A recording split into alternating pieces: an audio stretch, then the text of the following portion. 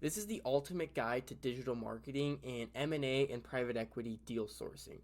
So specifically, if you are looking for more business owners that are trying to sell their business and you're trying to reach a lot of them or maybe even just the right people, then this is the best way to do it, and we do everything through digital marketing tactics. This is advertising on Meta, Google, LinkedIn, and also including a lot of other approaches in here just because it works so well. It is way better than traditional sourcing. Like, who actually likes being cold called, cold emailed? Who likes relying on referrals and brokers and stuff like that? It's just not as predictable, not as scalable, and so we use digital marketing to increase deal sourcing and deal flow in general. And so I want to break down how we do it exactly and the different pieces, how the ads work, all that good stuff that you want to know from a base level. And just so you know, we're not lying. These are literally screenshots from one of our client accounts. This is their Pipedrive account. As you see, the purple is LOIs. This was last 3 months, so a little bit of Q4 and Q1.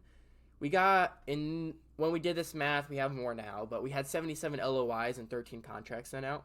Really, really good conversion rates, especially because it's based on 350-ish leads. So from 350-ish leads, it led to that many LOIs and that many contracts. That's really, really good drop-offs. And as you see here in this screenshot as well, I just took this. This is inside the Facebook Ads Manager account. From November 1st to February 20th, we had 432 registrations completed. And from that, 3,200 landing page views. And they go through a lead form, ask all the questions so we know who's qualified and who's not. Really, it works wonderfully, which we'll talk about more on in a second. But we've been in the digital marketing space, me personally even, for, 7-8 years now. I started in the e-commerce space, did very, very well, and we still have some e-commerce clients. But we've been transitioning over into the private equity and M&A space over this last year because it's been working so, so well for some of our clients, and we're continuing to grow it. And again, that's what I want to teach you today. That's just a little background, though, for you. So that being said, let's talk about these different ad channels, how they work, how the targeting works, and how you can implement it yourself to, transform your deal flow and really scale up and hit the goals you're looking for. So the first thing is mindset shift. You got to stop relying on outdated strategies and start creating inbound deal flow. Remember, these leads that are contacting you through the ads are making the first move. So they're not really even outbound. They are really inbound leads because they are coming to you, they're booking in calls, they're filling out forms. So it really flips the psychology of, them contacting you first versus you contacting them. And it leads to those great conversion rates. Out of those leads, we have it's today 4 or 5 businesses closed. We have 3 plus more closing in March. If we showed you the Pipedrive, it's working really, really well for that example of the client. But you need these 4 pieces in place. So first is you obviously need the advertising channels. We recommend at least starting on Meta. Meta includes Instagram and Facebook ads. Although you might think, yeah, LinkedIn might do better, this and that, Meta actually reaches the most amount of people for the cheapest results. The way you measure reach is by CPMs. A CPM is cost per 1,000 impressions. And so we're getting $17, $20 CPMs, meaning it only costs us $17 to $20 to reach 1,000 people that are potentially business owners. And the way I'm going to explain how targeting works, a lot of them do happen to be business owners. So we at least recommend starting on Meta. If you want to really maximize and make sure your competitors aren't stealing your leads and you're getting everything possible, then tack on Google ads as well. Those are high intent, and we like to call Meta kind of passive leads, just because they're coming across scrolling on social media. They come across your ad. Oh, I have a business. They click, and then they fill out a form. So you need that. You need high converting landing pages because a lot of people don't in the M&A and private equity space. I'm going to be honest. A lot of the websites are outdated like crazy. So this is super key, which we'll talk about. You need multi-channel lead nurturing. Got to remember, not every lead is going to sell right away. Maybe 30 days, maybe 60 days, maybe 90 days. So automated emails and SMS will really help nurture leads and then also maximize them. And then you got to be doing data-driven optimizations to refine performance over time. So let's first talk about how meta ads work. We'll talk about Google here. We'll talk about landing pages, all that good stuff like I mentioned. But let's first talk about Meta. So the general thoughts about Meta is you can't target business owners, or you can't target your ideal audience. You can't target in this industry or that industry. Stop thinking that. You can target, but it's not in the way you think. It's not through clicking direct buttons like, hey, this is my audience, Meta, deliver it to them. No, you got to do it in a unique way.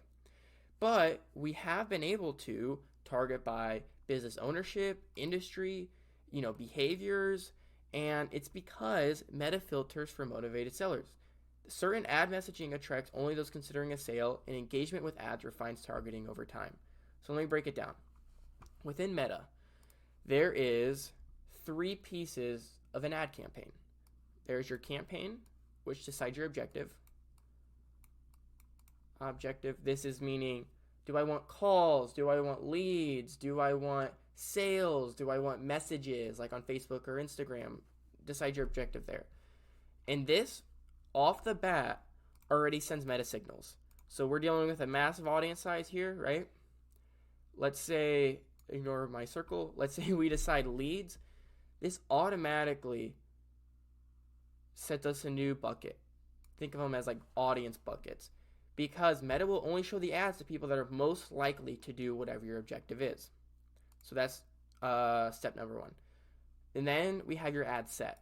So your ad set, this decides targeting, like actual targeting, where you're clicking buttons telling Meta I want this. So this is targeting, and what you have options for on targeting is age, gender, location, and then interests.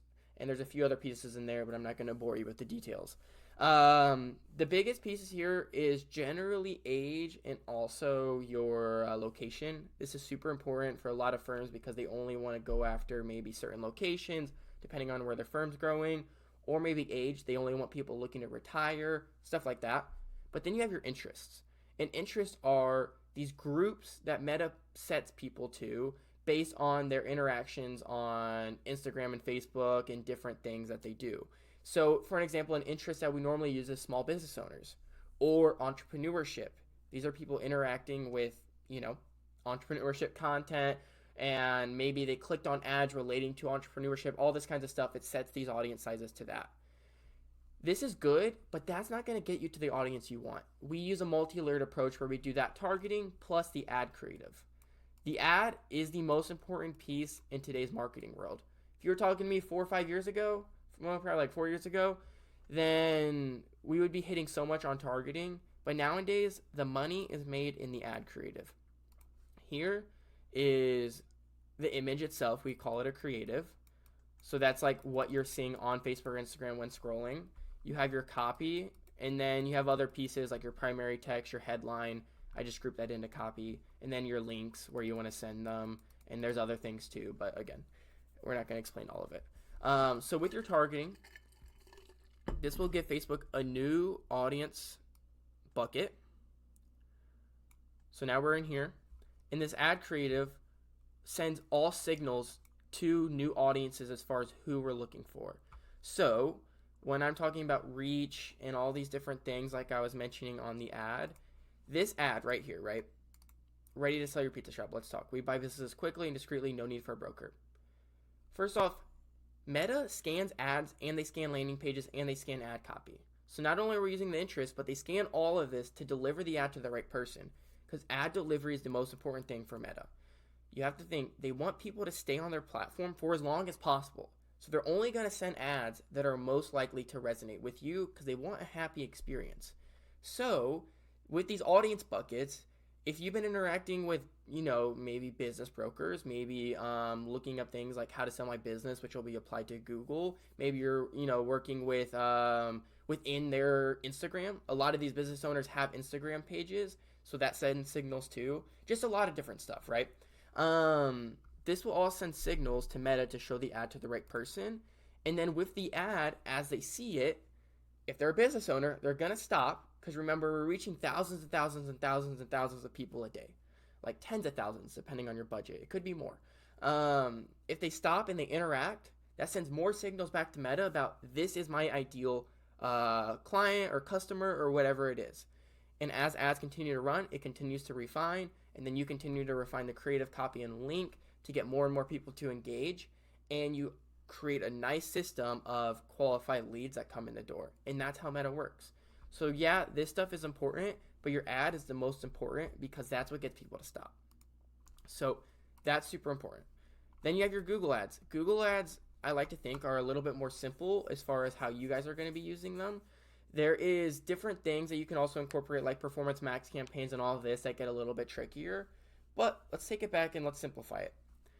Really, Google's key for capturing sellers who are actively searching for exit options. So let's talk about search keyword, campaigns. How to sell my business. What's my business worth? Best M&A firms. How to sell my home service company. Home service private equity company. Stuff like that. Don't you want to come up when those searches are searched? Because I sure would think so, right? So that's how you're going to be really utilizing Google ads. And there's other things like dynamic search ads and performance max campaigns that we will run. But think of it as simple as that, where people are searching for how to sell my business. You're going to come up when that pulls when someone searches that. And then an ad would look just like this. How do I sell my HVAC business? And then you'll have a description, you'll have your website, and then you'll take them to a specific landing page.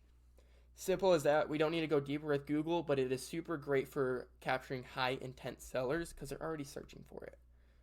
All right. Now, let's talk about the essential elements of a landing page, because you're sending all of these ads, you're spending all this money on ads, and they're all redirected to a landing page. So you better make sure your landing page converts, right? So key number one here is you need a clear value proposition. Why sellers should engage with your firm compared to the other M&A firms, compared to the other private equity firms, whatever it is. Is it location? Do you work with only people in that state? That can help you stand out, but it's not great for scalability. Do you only work with certain types of customers, people that are retiring, or maybe certain industries, whatever it is? Is that your angle? Because that's great. You need a clear value prop. You need trust-building elements throughout the site, including testimonials, case studies, and credibility indicators. These people are brand new. They never heard of you. So that's where these different ads will also, introduce credibility. Posting on social media, all these different things will, increase your credibility. But on your website, you can do it that much better. You need a strong CTA. So from the form submission, a good one is free valuation. People love that. Or maybe, get a free exit strategy, things like that. You need a strong CTA to get people to click, and then it must be mobile optimized. Most traffic, especially when you're dealing with these social media ads, comes from mobile. So make sure it's super easy to scroll through and people can read and consume the information easily, and you'll be in a good spot. The other thing I will add is have a strong hero section. The hero section is the first thing someone sees when they log onto your site. So the first page. So anything below the fold is, your next pages, but the first thing is your hero section, and that should have your value prop, and that should get people interested right away. So that's really good. And then I want to talk about email sequences before we wrap up this video. So email sequences and SMS sequences are, again, super crucial. I know all of this stuff is very important, or else I wouldn't be talking about it. It's literally the 4 things that are very important, right? But why follow-ups matter is most sellers don't decide overnight. You understand that. Leads go cold. People stop responding. Maybe they're not interested now, but they are later. Whatever it is, right? But email sequences to start can help build more trust. All we're trying to do is build trust and credibility and make sure you are the firm that they want to sell to. So send valuation guides. You can send market insights. Send case studies. Free value is amazing to build trust. That's what I'm talking about here. Provide education on selling process. All these different things will help make the process even smoother for you. So having a good sequence, whether it's a 10-day sequence, and then from there you can break it out by longer periods. 6 to 10 email sequence is good, and then you can do 30-day, 60-day, 90-day sequence. Even 6 months down the road when they first opt in, have a sequence rolling there, because then they might be interested versus before they might not have been. So that's what's really good for email sequences. And a good thing to use for this is Go High Level. We like using Go High Level for everything. Landing page build outs, emails, even your CRM. There's so many tools within Go High Level. It's a one-time price, or it's a one-time monthly price instead of all these other subscriptions. We use all of that internally. something you should check out.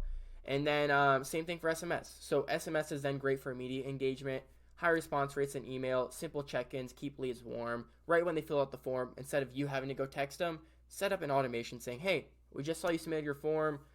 Would love to learn more about your business. Please answer these questions and let me know time to talk.